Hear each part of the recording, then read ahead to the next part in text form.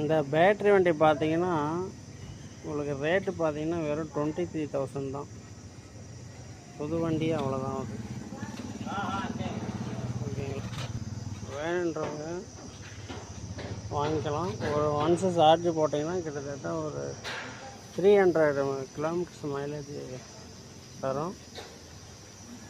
பக்காவான வண்டி. புதுசே வந்து 23 தான். செகண்ட்ஸ்லாம் எடுத்திங்கன்னா ஒரு 7 ரூபா அது மாதிரி எடுத்துக்கலாம். 5 ரூபா 7 ரூபா 8 ரூபா அந்த கண்டிஷனில் எடுத்துக்கலாம். நல்ல லைஃப் வரும். அசால்ட்டாக அடின்னு அடிக்கலாம். நம்ம ஃப்ரெண்டு தான் எடுத்திருக்காரு.